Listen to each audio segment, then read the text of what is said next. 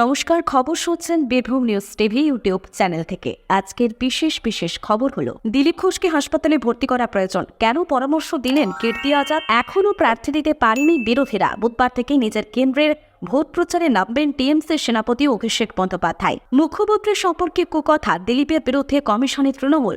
সনাতনীদের নিঃশর্ত নাগরিকত্বের দাবি, মৃত যুবকের বাড়ির সামনে অনশনে হিন্দু মহাসভা। জল্পনা সত্যি, দুই প্রতিদ্বন্দ্বীকে হারিয়ে রায়গঞ্জে বিজেপি প্রার্থী তরুণ কার্তিক পাল। প্রার্থী না থাকলেও আছে যৌথ লড়াইয়ের বার্তা বিমান সেলিমদের। লোকসভা ভোটে টিকিট না পেয়ে অভিমানী রুদ্রনীল, তবে বিজেপিতেই থাকবেন জানালেন অভিনেতা। আসছে বিস্তারিত খবরে। দিলীপ ঘোষ মানসিক ভারসাম্য হারিয়েছেন, হাসপাতালে গিয়ে তার চিকিৎসা করানো প্রয়োজন। সমাজে তাদের থাকা কোনো অধিকার নেই।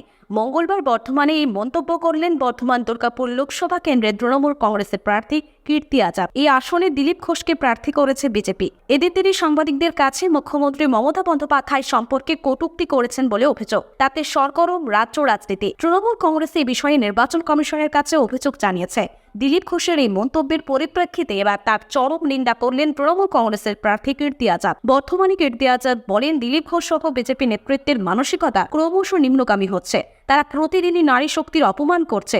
দিলীপ ঘোষ আগেই দুর্গা মায়ের অপমান করছেন, আবার তিনি মুখ্যমন্ত্রী মমতা বন্দ্যোপাধ্যায়কে অপমান করলেন। আসলে ভারতীয় জনতা পার্টির নেতাদের আচরণ জমিদারদের মতো, তারা ছাড়া যেন আর কেউ নেই। কোনো দিনই নারী জাতির প্রতি তাদের সম্মান নেই, তাই মুখে যা আসে তাই বলে ফেলেন। তারা মাতৃশক্তিকে সম্মান জানাতে পারেন না। তাদের মানসিকতার পরিবর্তন জরুরি। এবার মেদিনীপুরের চেনা জমিতে আর ভোট যুদ্ধে নেই দিলীপ ঘোষ। দলের নির্দেশে তাকে লড়তে হচ্ছে বর্ধমান দুর্গাপুর লোকসভা আসন থেকে। দলের দিন থেকেই প্রচারে ঝাঁপিয়েছেন বিজেপি প্রার্থী দিলীপ ঘোষ। বেঞ্চের মন্তব্যের মাধ্যমে বারে খবরে আসেন বিজেপির প্রাক্তন রাজ্য সভাপতি। বর্ধমানের মাটিতে পা দিয়েই তিনি বলেন, আমি বোলার নয়, বল দেখি। প্রথম বলেই তো ছক্কা হাঁকালাম।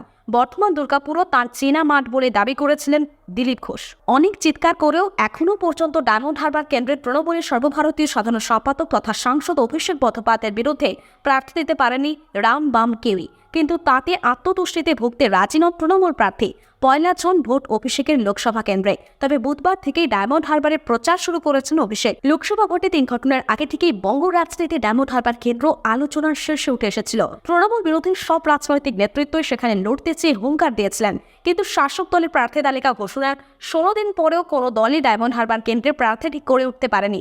বিজেপি এখনও এই কেন্দ্রের প্রার্থী ঘোষণা করেনি। আর কংগ্রেস, সিপিএম, আইএসএফ হুঙ্কার ছাড়লেও সাহস দেখায়নি।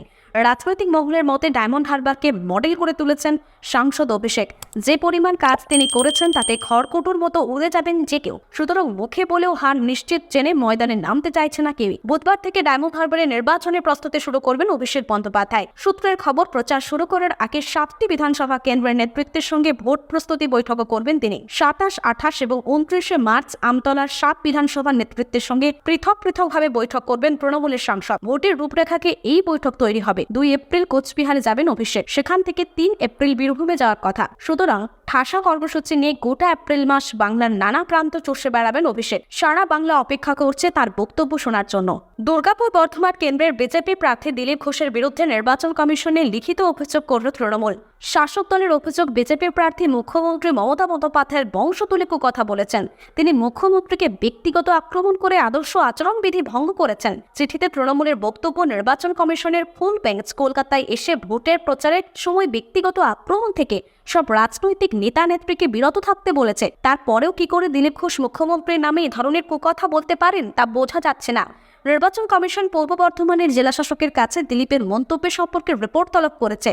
এদিকে দিলীপের কুকথা নিয়ে তৃণমূল রীতিমতো আক্রমণাত্মক প্রচারে নেমে পড়েছে। সোশ্যাল মিডিয়ায় দলের বিভিন্ন স্তরের নেত্রীরা দিলীপের বিরুদ্ধে সরব হয়েছেন। সাংসদ সুস্মিতা দেব থেকে শুরু করে কাকলি ঘোষ দস্তিদার পর্যন্ত তাবর নেত্রী সোশ্যাল মিডিয়ায় দিলীপ ঘোষকে কড়া কথা শুনিয়েছেন। রাজ্য মন্ত্রী চন্দ্রিমা ভট্টাচার্য বিজেপি নেতার উদ্দেশ্যে বলেন, আপনি বিজেপির রাজ্য সভাপতি ছিলেন, তখনও এই ধরনের কুকথা বলতেন। ভারতবর্ষের মধ্যে একমাত্র মহিলা মুখ্যমন্ত্রী মমতা বন্দ্যোপাধ্যায়, তার সম্পর্কে কুরুচিকর কথা বলতে আপনার এতটুকু বাঁধল না? আর এর জবাব মানুষ দেবে। আপনি এই ধরনের কথা বলা থেকে বিরত না হলে পরিণতি খারাপ হবে, মানুষ ব্যবস্থা নেবে। সনাতন ধর্মাবলম্বীদের নিঃশর্তে নাগরিকত্ব দিতে হবে, এই দাবিতে নেতাজি নগরের মৃত যুবকের বাড়ির সামনে দিনভর অনশনে নামল অখিল ভারতীয় হিন্দু মহাসভা। শনিবার দিনভর নেতাজি নগরে এই অনশনের নেতৃত্বে রয়েছেন সংগঠনের রাজ্য সভাপতি ডক্টর চন্দ্রচূড় গোস্বামী। সেই আইনে আগুন যা আমাদের নাগরিকত্ব কেড়ে নেয়। এদিনের অনশনে হাজির সংগঠনের সম্পাদক শ্রাবণী মুখোপাধ্যায়, ডক্টর কিংশু গোস্বামী, শম্পা ঘোষ, জিতেন গোস্বামী, রক্তিম চক্রবর্তী সহ আরও অনেকে। দিন দুই আগে বৃহস্পতিবার নেতাজিনগরের বাসিন্দা যুবক দেবাশিস সেনগুপ্তের ঝুলন্ত দেহ উদ্ধার হয় তার মামাবাড়ি সুভাষ গ্রাম থেকে। পরিবারের সদস্যদের দাবি, সিএএ আতঙ্কে ভুগছিলেন 75 দেবাশিস, নথিপত্র নিয়ে চিন্তিত ছিলেন আর সেই হতাশা থেকেই আত্মঘাতী হয়েছেন তিনি। বিষয়টি নিয়ে ইতিমধ্যে রাজনীতি শুরু হয়েছে। তবে এই ঘটনা কি ইস্যু করে সিএএ এনআরসির বিরোধিতায় নেমেছে হিন্দু মহাসভা। এ নিয়ে অনশন মঞ্চ থেকে সংগঠনের রাজ্য সভাপতি ডক্টর চন্দ্রচূড় গোস্বামীর দাবি, নাগরিকত্ব সংশোধনী আইন নিয়ে সব রাজনৈতিক দল রাজনীতি করলেও অখিল ভারত হিন্দু মহাসভার অবস্থান সবচেয়ে নৈতিক ও বিজ্ঞানসম্মত। তিনি বলেন, সমস্ত মুসলমান ও খ্রিস্টান সম্প্রদায়ের মানুষ যুগের পর যুগ ধরে এই ভারতের মাটিতে বসবাস করেন এবং বসু বৈধ কুটুম্বকম অর্থাৎ সর্বধর্ম সমন্বয়ের সনাতনী আদর্শকে মনে প্রাণে বিশ্বাস করেন। তাদের স্থান হিন্দু মহাসভার হৃদয়ে। তাদের দেশ ছাড়া হওয়ার কোনো সম্ভাবনা নেই।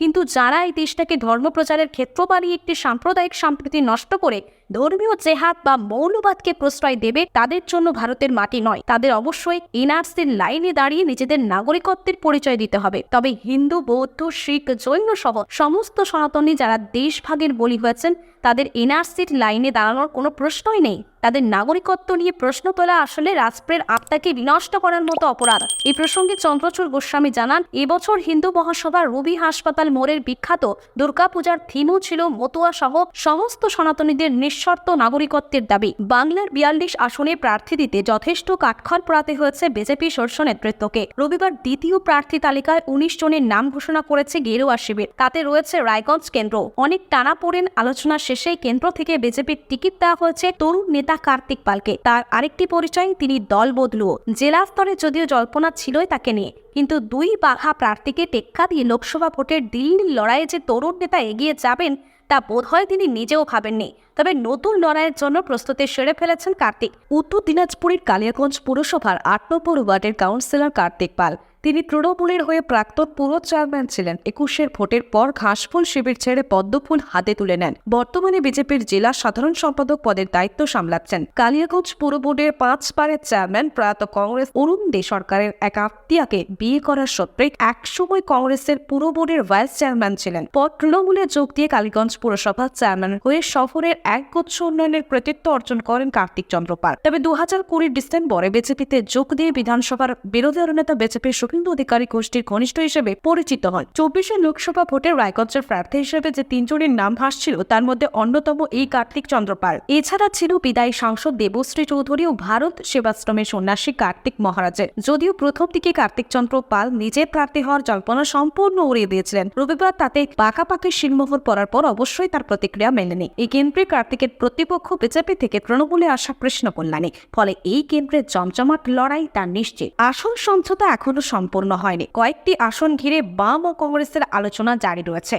তবে তার মধ্যেই বামফ্রন্টের চেয়ারম্যান বিমান বসু স্পষ্ট করে দিলেন, যেখানে নিজেদের প্রার্থী নেই সেখানে কংগ্রেসের জন্য সর্বশক্তি দিয়ে ছাপাবেন বাম কর্মী সমর্থকেরা। মালদহে গিয়ে বিমানবাবু এই বার্তা দেওয়ার পাশাপাশি মুর্শিদাবাদ জেলার জলঙ্গি ও ডুমকলে সিপিএম এর প্রার্থী তথা দলের রাজ্য সম্পাদক মোহাম্মদ সেলিমের হয়ে পতাকা নিয়ে প্রচারে সামিল হলেন কংগ্রেস কর্মী সমর্থকেরা। তবে রাজ্যের সর্বত্র এখনো কংগ্রেসকে দেখা যাচ্ছে না বাম বা সিপিএম এর পাশে। নানা মত অঙ্ক নিয়ে চর্চায় ব্যস্ত কংগ্রেস নেতাকর্মীদের একাংশ।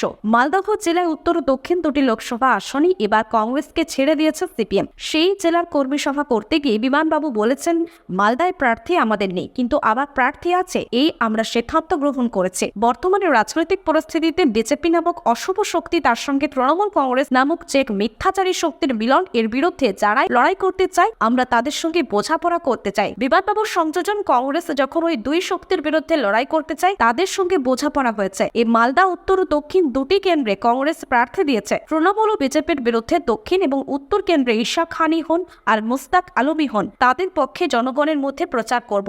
সমঝোতা করে লড়লেও বামেদের ভোট যেভাবে কংগ্রেস প্রার্থীর পক্ষে যায়, কংগ্রেসের ভোট সেভাবে বামেদের দিকে আসে না। রাজ্যে এই চর্চা রয়েছে। আর সেই 2016 সাল থেকে সেবার বিধানসভা নির্বাচনে আসন রফা করে লড়ে ব্রাহ্মণ সংখ্যায় বেশি কেন্দ্রে প্রার্থী দিয়েছিল, কিন্তু বেশি আসন জিতেছিল কংগ্রেস। আব্দুল মান্নান বিরোধী দলনেতাও হয়েছিলেন কংগ্রেস থেকে। তারপরে ভোট হস্তান্তর বিতর্ক জানানো হয়েছিল।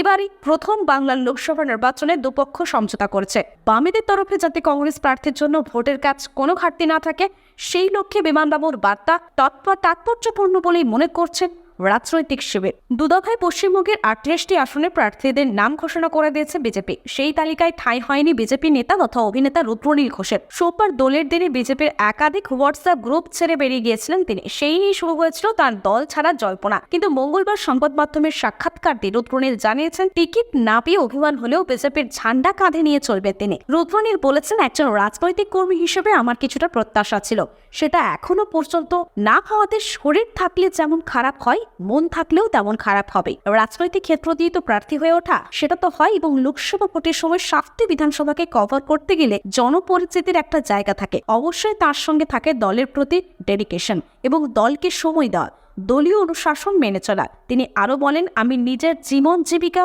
সরিয়ে দিয়ে প্রাণ দিয়ে কাজ করেছি। এক্ষেত্রে 38টি আসনের প্রার্থী দেওয়া হয়েছে, এখনো 4টি বাকি, যার মধ্যে 3টি জেনারেল, ডায়মন্ড হারবার, বীরভূম, আসানসোল এবং ঝাড়গ্রাম। 38 জনের মধ্যে আসতে পারেনি, তাই মন খারাপ হয়েছে।